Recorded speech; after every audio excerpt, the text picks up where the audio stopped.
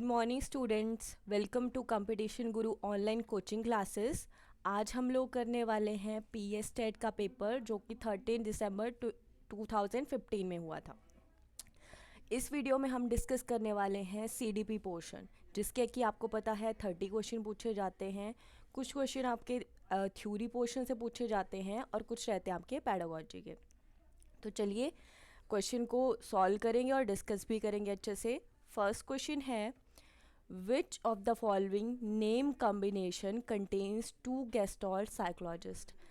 जब हम CDB पढ़ते हैं तब हम एक चीज़ पढ़ते हैं गेस्टॉल्ट साइकोलॉजी के बारे में और दूसरा आ जाता है बिहेवियरिज्म के बारे में। ठीक है, तो यहाँ पे स्पेशली पूछा गया है कि आपके पास जो 4 ऑप्शन दी गई हैं उसमें से कुछ लोग जैसे 2 कॉम्बिनेशन बिलोंग करेंगे गेस्टॉल्ट साइकोलॉजी को और 2 नहीं करेंगे। आपको चूज़ करना है कौन सी ऑप्शन में गेस्टॉल्ट साइकोलॉजिस्ट हैं।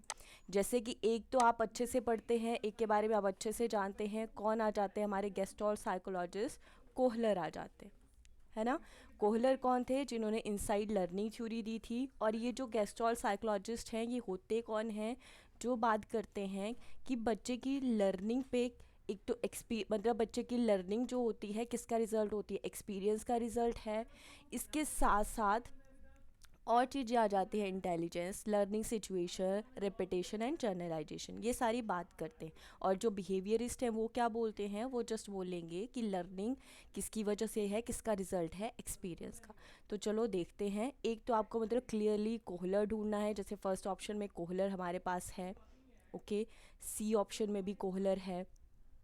तो मतलब हम ये बोल सकते हैं कि ए और सी में से कोई एक ऑप्शन होगा, बी और डी तो नहीं होगा। क्लियर है।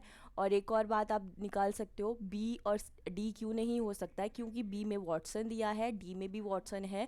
और मैं कई बार आपको बता चुकी हूँ, जो फादर ऑफ बिहेवियरिज्म है वो किसे मानना चाहता है? व्यवहारवाद के पिता कौन है? जेबी वॉटसन है। तो ये तो बिल्कुल नहीं हो सकते, क्योंकि गेस्टॉल्ट साइकोलॉजिस्ट अलग हैं और बिहेवियरिस्ट अलग आ जाते हैं। तो अब ए और डी में से कौन सा होगा? कौन सी ऑप्शन होगी इसमें से? सॉरी, ए और सी में से कौन सी ऑप्शन होगी? इसका राइट आंसर आ जाएगा ए।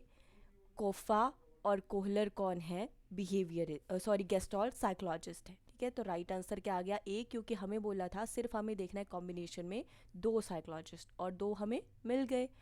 कोहलर मिल गया और कुफा मिल गया। ठीक है, वॉटसन भी दिया है, वॉटसन नहीं है। वुंड भी नहीं है। वुंड कौन थे? विलियम वुंड थे, फादर ऑफ साइकोलॉजी। वॉटसन कौन है? Father of behaviourism. और कोहलर और कुफा जो बच गए वो 2 कौन है हमारे पास? Gestalt psychologist. बाकी किसी भी ऑप्शन में 2 गेस्टॉल्ट साइकोलॉजिस्ट नहीं है, इसलिए राइट आंसर आ जाएगा ए। नेक्स्ट क्वेश्चन है, the term intra individual differences means. एक हम टर्म पढ़ते हैं इंटर और दूसरे पढ़ते हैं इंट्रा। जो इंटर है वो बाहरी है, बाहरी तत्व है, एक्सटर्नल है। और इंट्रा क्या आ जाता है? इंटरनल फैक्टर आ जाता है। तो जो टर्म इंट्रा इंडिविजुअल डिफरेंसेस है, इससे क्या मीनिंग है? तो इंट्रा से आप क्या समझोगे? अंदर, इंडिविजुअल के सेल्फ की बात है, ओन की बात है। तो जैसे ऑप्शन दिया गया है, फर्स्ट है differences among various trades in given individual. Second है differences in a given trade between 2 और मोर इंडिविजुअल। अब यहाँ पे ये जो बात बोली जा रही है 2 या 2 से ज़्यादा इंडिविजुअल्स के बारे में, अगर इंटर होता तब हम मानते हाँ कि 2 लोगों के बीच की बात होगी। बट इंट्रा है तो एक ही ह्यूमन बीइंग की, एक इंडिविजुअल की बात होगी, तो ये तो ऑप्शन नहीं हो सकता है। नेक्स्ट है differences in a given trade in a given individual associated with the passage of time। And last option है differences in a given trade in a given individual associated with errors of measurement। तो ये जो 3 option हमारे पास बच गई, यहाँ से intra से सीधा सीधा आपका मतलब आ जाता है इंट्रा इंडिविजुअल डिफरेंसेस, मतलब किसी एक ही व्यक्ति में जो अलग अलग गुण हैं उसमें ही इंडिविजुअल डिफरेंसेस पाए जाते हैं। मतलब अलग अलग ट्रेड हो सकते हैं, कुछ ज़्यादा हो सकता है, कुछ कम हो सकता है। जैसे कि हो सकता है कोई बच्चा मैथ्स में अच्छा हो बट स्पोर्ट्स में अच्छा नहीं है, कोई स्पोर्ट्स में अच्छा मैथ्स में अच्छा नहीं। ये मीनिंग हुआ इंट्रा इंडिविजुअल डिफरेंसेस का। तो इस हिसाब से राइट ऑप्शन हमारे पास आ जाती है ए, डिफरेंसेस अमंग वेरियस ट्रेड, जो अलग अलग गुण हैं कहाँ पे? इन अ गिवन इंडिविजुअल, एक ही इंडिविजुअल में। राइट। नेक्स्ट क्वेश्चन है, ultimately the effectiveness of a school program as it affects a child depends upon. जो भी स्कूल प्रोग्राम है उसकी इफ़ेक्टिवनेस किस तरह से डिपेंड करती है या बच्चे को अफेक्ट करती है, किस चीज़ पे डिपेंड करेगी ये चीज़। The effectiveness of checking and supervision, cooperation and participation of the community, competence of the teacher या suitability ऑफ द करिकुलम। जो भी इफ़ेक्टिवनेस है स्कूल प्रोग्राम की, जिस तरह से ये बच्चे को अफेक्ट करती है, ये किस चीज़ पे डिपेंड करती है। यहाँ पे जो राइट ऑप्शन है उसमें आपको सबसे बेटर ऑप्शन चूज़ करना है। क्या आप चेक करोगे और सुपरविज़न करोगे, इस चीज़ पे से डिपेंड करती है, इस पे डिपेंड करेगी, या corporation and participation of the community, या सूटेबिलिटी ऑफ करिकुलम, या कॉम्पिटेंस ऑफ द टीचर। तो ज़्यादा अब लास्ट वाले जो दो हैं उन्हीं में से एक कोई आंसर होने वाला है, क्योंकि यहाँ इफ़ेक्टिवनेस ऑफ स्कूल प्रोग्राम की बात करी जाती है। तो कॉम्पिटेंस ऑफ टीचर भी हो सकता है, ये सूटेबिलिटी ऑफ द करिकुलम भी हो सकता है। बट राइट आंसर हमारे पास आ जाएगा, अगर एक स्कूल प्रोग्राम की बात करें तो कॉम्पिटेंस ऑफ द टीचर आ जाएगा। ठीक है, कॉम्पिटेंस का क्या मतलब हो गया, एक तरह से इंडिपेंडेंट आ गया या सेल्फ रूल आ गया इसका मीनिंग, या फिर यस आई कैन डू, ये चीज़ आ गई। नेक्स्ट है, the two sciences which have largely dominated education are. दो कौन सी साइंसेज हैं जो इम्पोर्टेंट मानी जाती हैं एजुकेशन में, या जो डोमिनेट करती हैं हर तरफ के बाकी साइंसेज हैं या बाकी सब्जेक्ट्स को। Psychology and sociology, biology and psychology, psychology and anthropology, या फिर बायोलॉजी एंड सोशियोलॉजी। तो यहाँ पे राइट आंसर हमारे पास आ जाएगा बायोलॉजी एंड साइकोलॉजी।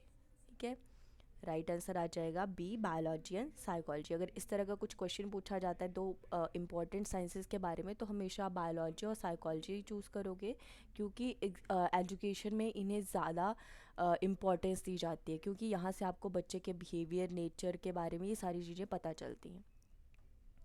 नेक्स्ट है, which of the following is not a factor influencing group organisation. कौन सा ऐसा फैक्टर है जो ग्रुप ऑर्गेनाइजेशन को इन्फ्लुएंस नहीं करता है। Desire for security and recognisation, common age and environment, common moral standards, या none of the above.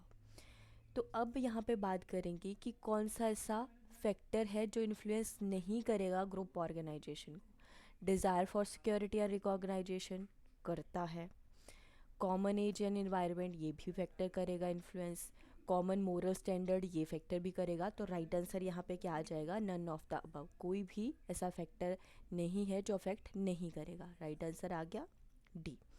Next है, a common measure for assessing a group structure is. जो भी एक ग्रुप स्ट्रक्चर है उसको मेज़र करने के लिए एक कॉमन मेथड क्या होना चाहिए, या जब आप एक ग्रुप स्ट्रक्चर को असेस करते हो, आकलन करते हो, तो उसके लिए कौन सा यहाँ पे फैक्टर है या कौन सी टर्म है जो यूज़ की जाती है। Sociogram, socio drama, group rating scale, या observation of the group in a natural setting. तो जब भी आपसे क्वेश्चन पूछा जाएगा असेसिंग ए ग्रुप स्ट्रक्चर या measure for assessing a group, तो कौन सा स्ट्रक्चर होगा या कौन सी टर्म यूज़ की जाती है, सोशियोग्राम। राइट डाउन कर लो इस चीज़ को, ये आपको एज इट इज़ ही याद रखना है। जब भी क्वेश्चन आएगा common measure for assessing a group structure, तो राइट आंसर आ जाएगा सोशियोग्राम। ओके, नेक्स्ट क्वेश्चन है, who did extensive research on gifted children. Gifted children पे एक्सटेंसिव रिसर्च मतलब बहुत ज़्यादा रिसर्च किसने की थी। लिवाइस टर्मर ने, सैमुअल ए किर्क ने, मॉन्टेंसरी ने, या गैलागर ने। तो हमें पता है कि जो टर्मन है उन्होंने क्या दिया था, क्लासिफिकेशन दी है आईक्यू की, और उसके बाद इन्होंने बहुत ज़्यादा जो गिफ्टेड चिल्ड्रन थे उन पे भी रिसर्च किया है। तो राइट आंसर आ जाएगा ए, लिवाइस टर्मन ने। अगर आता है यूटिलिटी किसने दी है आईक्यू फार्मूला की, तब भी राइट आंसर क्या आ जाएगा, लिवाइस टर्मन आ जाएगा। नेक्स्ट क्वेश्चन है, John Davis view of education emphasis. John Dewey क्या है, जॉन डेवी कौन आ जाते हैं, फादर ऑफ प्रैग्मेटिज्म। तो ये जो जॉन डेवी हैं ये किस चीज़ पे ज़्यादा एम्फेसिस करते हैं, knowledge as power, education as a preparation for life, knowledge for the sake of knowledge for the sake of knowledge, या एजुकेशन एज लाइफ। तो जो जॉन डेवी हैं, एक तो यहाँ से आप याद रखोगे फादर ऑफ प्रैग्मेटिज्म हैं, और दूसरा जैसे कि हमारे पास क्वेश्चन पूछा गया है, जो जॉन डेवी हैं वो क्या मानते हैं एजुकेशन को, तो इन्होंने क्या बोल दिया है, एजुकेशन को लाइफ ही बोल दिया है। क्या मानना है, education as life. Right answer आ जाएगा डी। इसको भी राइट डाउन कर लो, याद रखना है आपको ये चीज़ भी। नेक्स्ट है according to Howard Gardner theory of multiple intelligence. हमें पता है हार्वर्ड गार्डनर ने मल्टीपल इंटेलिजेंस थ्योरी दी है, जहाँ पे मेन हम 8 या फिर 10 12 टाइप के इंटेलिजेंस की बात करते हैं। विच of the following statement is true, कौन सी स्टेटमेंट उनकी इस थ्योरी के अकॉर्डिंग सही है। Intelligence is not a single entity, intelligence एक सिंगल एंटिटी नहीं है, बिल्कुल सही है। नेक्स्ट है इंटेलिजेंस आर इंटरडिपेंडेंट, और इंटेलिजेंस जो भी अलग अलग ये 8 10 12 इंटेलिजेंस हैं, ये एक दूसरे पे इंटरडिपेंडेंट है, मतलब एक दूसरे पे डिपेंड करती हैं, ये भी बिल्कुल सही बात है। नेक्स्ट है different type of intelligence interact and work together, जो अलग अलग टाइप के इंटेलिजेंस हैं वो एक साथ मिल के काम करते हैं, ये भी बिल्कुल सही बात है। लास्ट है ऑल ऑफ द अबव, तो सारे सही हैं, तो राइट आंसर आ जाएगा D, all of the above. Next है when was the national policy on person with disabilities enacted in India, कब पॉलिसी बनाई गई थी जो डिसेबल्ड बच्चे हैं या जिनमें किसी तरह की लर्निंग डिसेबिलिटी है या इम्पेयरमेंट है, उनके लिए पॉलिसी बनाई गई थी कि उनको भी एक साथ हमें एजुकेशन कराना है, उनको भी हमें मेन स्ट्रीम में ऐड करना है, इस तरह की बातें की गई थी। तो इसका राइट आंसर आ जाएगा सी 2006 में। नेक्स्ट है एक्सटिंक्शन अकर्स व्हेन, एक्सटिंक्शन मतलब ख़त्म हो जाना कब होता है ये चीज़। फर्स्ट है in natural response of the organism is not reinforced, जब नेचुरल जो रिस्पॉन्स है बच्चे को उसे रीइंफोर्स मतलब इनक्रेज नहीं किया जाता है। नेक्स्ट है conditioned stimulus is not accompanied by री इन्फोर्समेंट, या फिर जो कंडीशनड स्टिमुलस है, कंडीशन स्टिमुलस क्या है, जब आप कोई कंडीशन लगा देते हो किसी तरह का रिस्पॉन्स पाने के लिए। नेक्स्ट है stimulus is not associated with reward, जब स्टिमुलस को हम रिवॉर्ड के साथ नहीं मिलाते हैं, एसोशिएट नहीं करते हैं। या लास्ट ऑप्शन है condition respond is not reinforce, या फिर जो कंडीशन रिस्पॉन्ड है या रिस्पॉन्स है उसे रीइंफोर्स नहीं किया जाता है। तो इसका राइट आंसर आ जाएगा डी, जब भी जो कंडीशन रिस्पॉन्स है उसे अगर आप रीइंफोर्स नहीं करोगे, मतलब आपने बच्चे पे कंडीशन लगा दी कि जैसे अगर आप 10 मार्क्स ले आओगे कि तो आपको कोई रिवॉर्ड मिलेगा, इस तरह की कोई चीज़ लगा दी, अब वो रिवॉर्ड नहीं दिया या किसी तरह की रीइंफोर्समेंट नहीं दी, तो वो जो बच्चे ने 10 मार्क्स लाए होंगे एक बार टेस्ट में, नेक्स्ट टाइम के लिए वो कम हो जाएंगे या हो सकता है ज़ीरो पे भी आ जाए, एक्सटिंक्शन हो जाएगी, ख़त्म हो जाएगा। ये बात कहाँ पे करी है हमने, ऑपरेंट कंडीशनिंग थ्योरी में, जो किसने दी थी, स्किनर ने दी थी। राइट आंसर आ जाएगा डी। नेक्स्ट है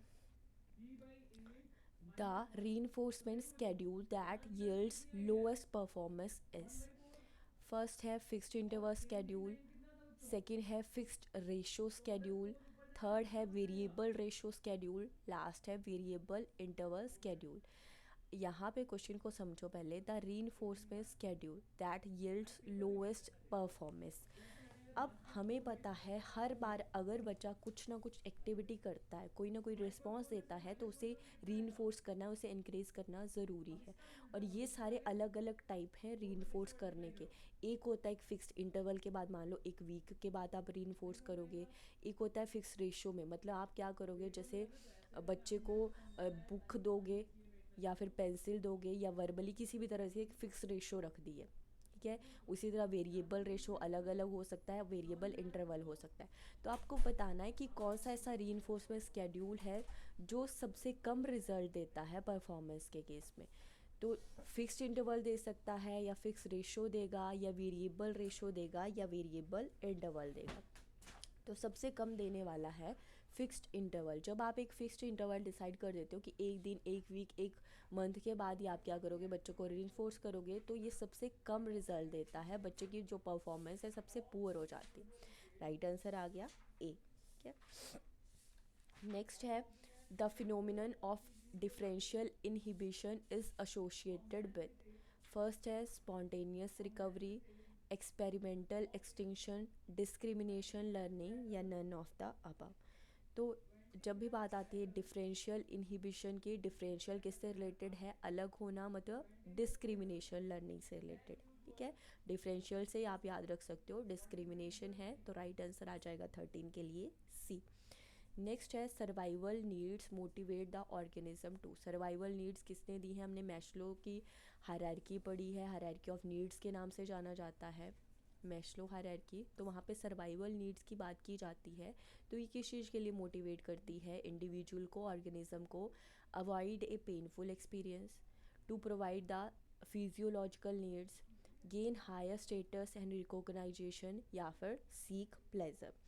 तो ये क्या करती है, जो सर्वाइवल नीड है हम उनको बेसिक नीड में रख देते हैं एक तरह से, जिसमें क्या क्या आ जाता है, आपकी जो फिजियोलॉजिकल नीड्स हैं वो आ जाते हैं, जो कि फर्स्ट लेवल है मैस्लो हायरार्की का।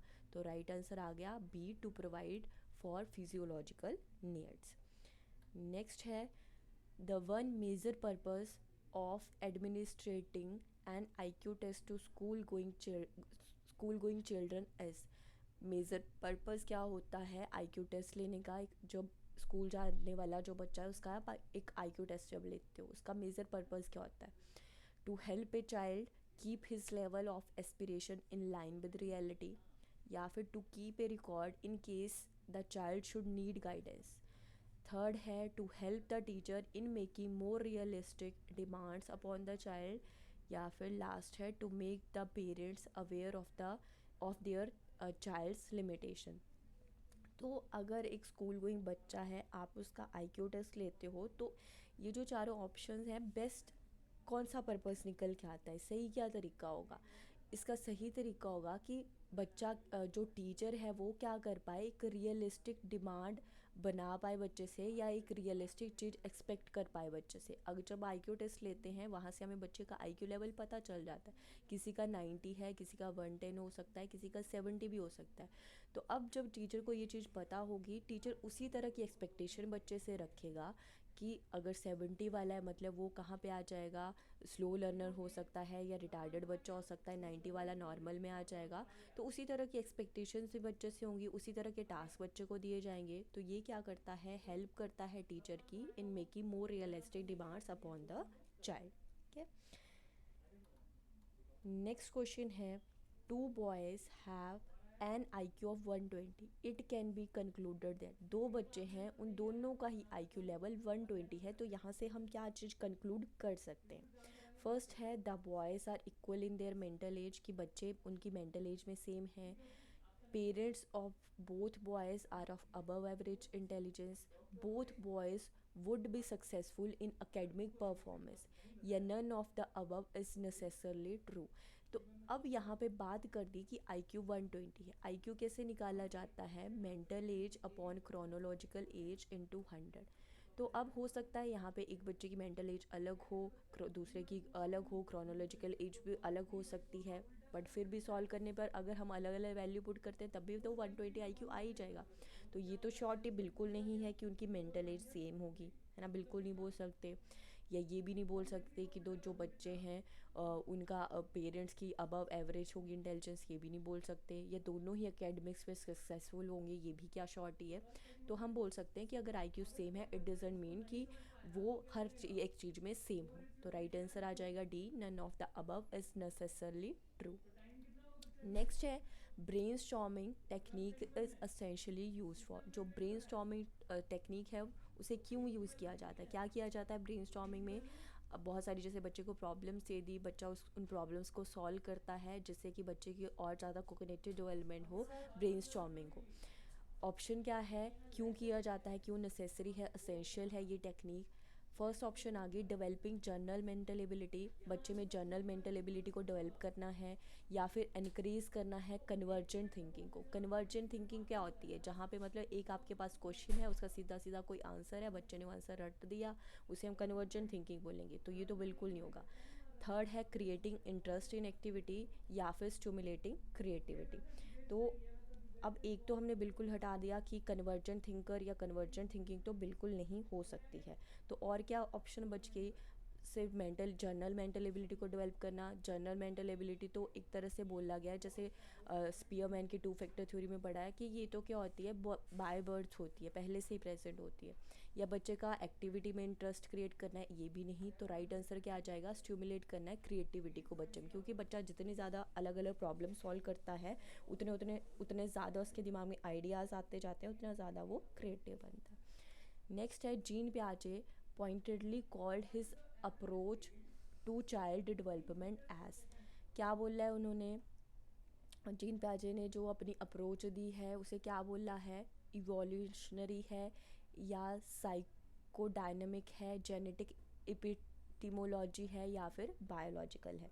तो जीन पियाजे के बारे में हमें एक चीज़ पता है कि वो चाइल्ड साइकोलॉजिस्ट होने के साथ साथ क्या थे, जेनेटिकल एपिस्टीमोलॉजिस्ट भी थे। तो इन्होंने अपनी अप्रोच को भी क्या बोला है, जेनेटिक एपिस्टीमोलॉजी।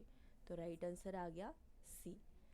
नेक्स्ट है which of the following adjectives best describes good discipline. यहाँ पे ये एडजेक्टिव वर्ड दिए गए हैं सारे, ठीक है। एडजेक्टिव क्या हो गया, जो विशेषता बताते हैं आपकी। कौन सा अच्छी तरह से वर्ड या एडजेक्टिव डिस्क्राइब करता है गुड डिसिप्लिन को, कंसिस्टेंट, डेवलपमेंट, करेक्टिव या फिर प्रिवेंटिव। तो क्या चीज़ एक्सप्लेन करती है सही तरीके से। अब यहाँ पे हम सीडी भी पढ़ रहे हैं, अगर इंग्लिश पढ़ते तब तो शायद हम कोई अलग तरह का आंसर ले लेते, बट अगर यहाँ पे सीडीपी है तो इस सीडीपी के अकॉर्डिंग सही एडजेक्टिव चूज़ करना, मतलब हमें बच्चों के अकॉर्डिंग या जो चीज़ें बच्चों के लिए हम या सीडीपी में पढ़ते हैं वही ऑप्शन लेंगे। तो कंसिस्टेंट भी नहीं होगा, करेक्टिव भी नहीं हो सकता है, प्रिवेंटिव भी नहीं हो सकता है।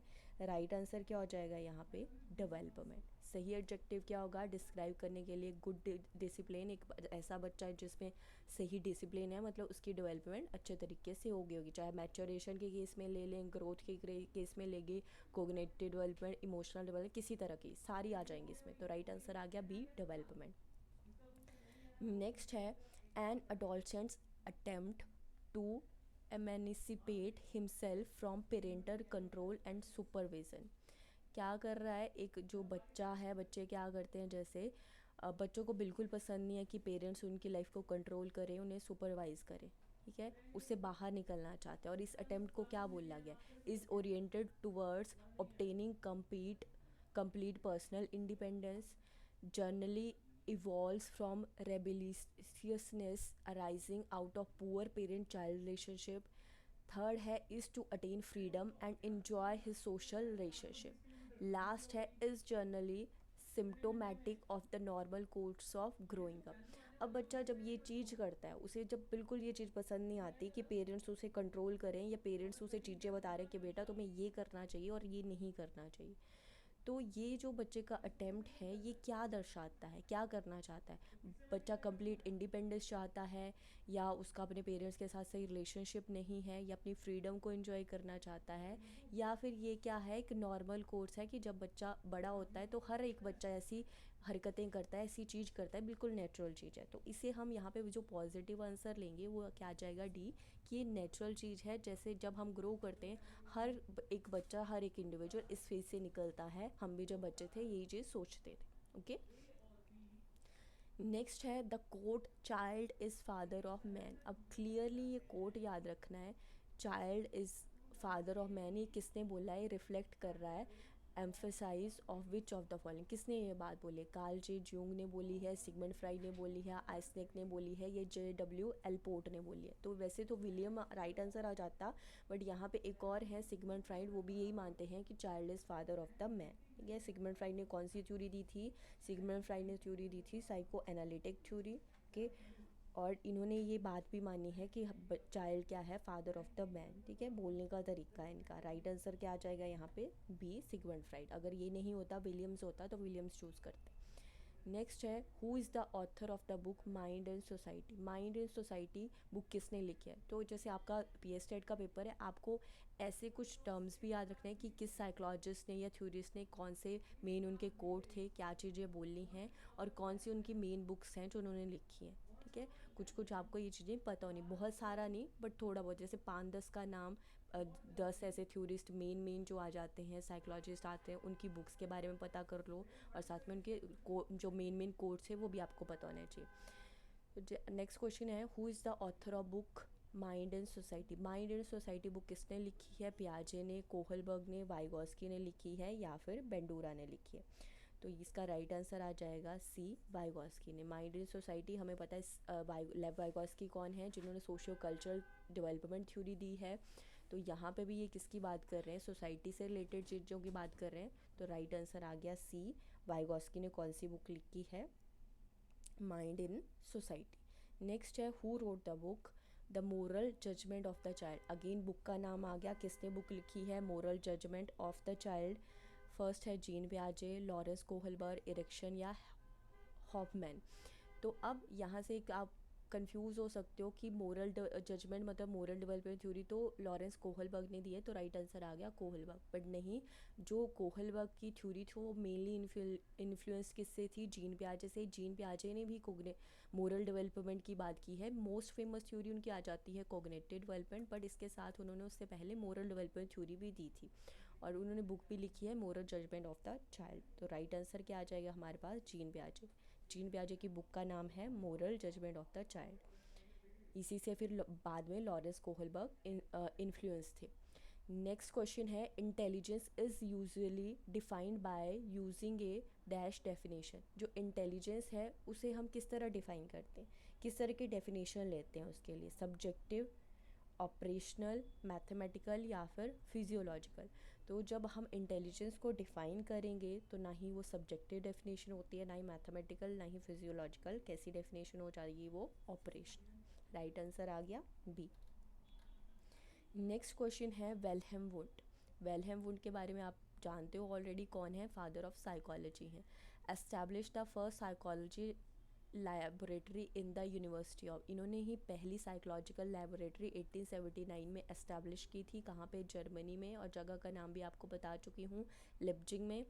तो राइट आंसर आ गया सी, लिप्जिंग। क्या क्या याद रखोगे वेलहेम वुंड के बारे में? फादर ऑफ साइकोलॉजी हैं। क्यों बोला जाता है? क्योंकि उन्होंने फर्स्ट साइकोलॉजिकल लैबोरेटरी सेटअप की थी 1879 में जर्मनी में, और यूनिवर्सिटी की जगह का नाम आ गया लिप्जिंग। नेक्स्ट है, a period during which little conscious thought is applied to a problem may be a period of. क्या बोला? वो पीरियड जहाँ पे हम थोड़ा सा कॉन्शियस थॉट अप्लाई करते हैं किसी प्रॉब्लम को सॉल्व करने, कौन सा पीरियड बोला जाता है? प्रेपरेशन, इंक्यूबेशन, इल्यूमिनेशन या फिर वेरिफिकेशन। ये चारों ही किसकी स्टेजेज आती हैं? क्रिएटिविटी की स्टेजेस हैं ये चारों। पहली स्टेज आ जाती है इसमें प्रेपरेशन। आप जैसे प्रिपेयर करोगे किसी प्रॉब्लम का सोल्यूशन, देन इंक्यूबेट करोगे, फिर उसके बाद आ जाता है इल्यूमिनेट करोगे, देन वेरीफाई करोगे। तो यहाँ पे जो चीज़ पूछी गई है कि जहाँ पे आप थोड़ा सा कॉन्शियस थॉट अप्लाई करते हो किसी भी प्रॉब्लम के लिए, वो पीरियड कौन सा आ जाता है? वो आ जाता है इंक्यूबेशन। राइट आंसर आ गया बी। इसके अलावा आप ये भी याद रख लो कि ये क्या है? क्रिएटिविटी की स्टेजेस हैं चारों, और सीक्वेंस क्या है? Preparation, incubation, illumination and verification. Next है, which of the following aspects was not stressed by gestalt psychology. Gestalt psychology first ही क्वेश्चन में बता चुकी हूँ क्या चीज़ें होती हैं। तो कौन सा ऐसा एस्पेक्ट है जिस पे ये स्ट्रेस नहीं देते हैं? The whole, configuration, field of operation या फिर कॉन्शियस एक्सपीरियंस। किस चीज़ पे ये हमने लिखना है? नॉट। कौन सा ऐसा फैक्टर है जिसको इम्पोर्टेंस नहीं देते हैं या जिस पे स्ट्रेस नहीं दिया जाता है इनके अकॉर्डिंग, ठीक है। तो ये तो बोलते हैं चीज़ों को कैसे देखना है, एज ए होल देखना है, बिल्कुल सही बात है। कॉन्फ़िगरेशन की भी बात करते हैं, एक्सपीरियंस की भी बात करते हैं, किसकी बात नहीं करते हैं? फील्ड ऑपरेशन की बात करते हैं, फील्ड ऑफ ऑपरेशन की। तो राइट आंसर आ जाएगा हमारे पास सी। नेक्स्ट है, इफ़ जीन पियाजे was grading and examination you attempted he would be most interested in. अब बोला अगर जीन पियाजे को एग्ज़ाम कंडक्ट करते जो आप कर रहे हो, अटेम्प्ट कर रहे हो जो एग्ज़ाम, तो ज़्यादा इंटरेस्टेड हो किस में होते? Whether you have written your answer correctly, इस चीज़ पे ज़्यादा ध्यान देते कि आपने अपने आंसर को सही ढंग से लिखा है, या फिर what your opinion about examination is, या फिर आपका एग्जामिनेशन के लिए ओपिनियन क्या है, how you derived your answer, या आप अपने आंसर तक कैसे पहुँचे, या whether you studied well before examination. या फिर इस चीज़ पे ज़्यादा जोर देते कि आप जो एग्ज़ामिनेशन है उससे पहले आपने कितना पढ़ा है, कैसे पढ़ा है, किस चीज़ पे ध्यान देते। तो जीन पियाजे हमें पता है, उनका मानना है कि बच्चे खुद से कंस्ट्रक्ट करते हैं नॉलेज को, उनमें खुद में इतनी मेंटल एबिलिटीज़ हैं, ओके, बाय बर्थ ही होती हैं, और जैसे जैसे वो बड़े होते जाते हैं ये एबिलिटीज़ बड़ी होती जाती हैं। तो बिल्कुल मतलब ये चाइल्ड सेंटर्ड एजुकेशन को मानते हैं, ये इस चीज़ पे बिल्कुल ध्यान नहीं देंगे कि आपने आंसर कितने, आपने आंसर सही है गलत है, बट इस चीज़ पे ज़रूर ध्यान देंगे कि आप अपने आंसर तक कैसे पहुँचे। तो राइट आंसर आ गया सी। नेक्स्ट है in developmental terminology phenylketonuria refers to. जो फिनाइल कीटोन्यूरिया है, जिसे PKU के नाम से जाना जाता है, एक डेवलपमेंटल टर्मिनोलॉजी है, एक डेवलपमेंटल टर्म है। ये क्या चीज़ है? डाउन सिंड्रोम है, हेरिडिटरी एंजाइम डेफिशिएंसी है, माइक्रोफेली है, या फिर सेरिनिज्म है। तो इसका राइट आंसर आ जाएगा, ये क्या आ जाएगा, एक हेरिडिटरी एंजाइम डेफिशिएंसी है। जब आपके जो एंजाइम है कुछ कुछ वो क्या हो जाते हैं, बॉडी में बहुत ज़्यादा बढ़ जाते हैं या बढ़ने लग जाते हैं, और ये कैसी है, एक हेरिडिटरिकल डिजीज़ है। ठीक है, राइट आंसर आ गया बी। लास्ट क्वेश्चन है, the upper part of a body develops earlier than the lower part is termed as. ये हम कहाँ पे पढ़ते हैं, डेवलपमेंट में पढ़ते हैं कि जो बच्चा है उसका अपर पार्ट पहले डेवलप होता है देन उसके लोअर पार्ट से। तो इसका राइट आंसर क्या आ जाएगा, प्रॉक्सिमो डिस्टल बोला जाता है, सेफेडोकॉडल बोला जाता है, जर्नल टू स्पेसिफिक बोला जाता है, या कॉर्टियो सोडिसल बोला जाता है। तो हम ये पढ़ चुके हैं कि जब जो डेवलपमेंट है वो कैसे होती है, सेंटर से बाहर की तरफ होती है, या फिर कैसे होगी, हेड टू टो होगी, ऊपर से नीचे की तरफ होती है। मतलब बॉडी का जो अपर पार्ट है वो पहले डेवलप होगा और लोअर पार्ट बाद में डेवलप होगा, और इसे क्या बोला जाता है, इसे एक स्पेशल टर्म दी जाती है जिसे नाम दिया गया स्फेडोकॉडल का। राइट आंसर आ गया बी। ओके, तो आज के लिए बस इतने ही क्वेश्चन थे। Thank you for watching.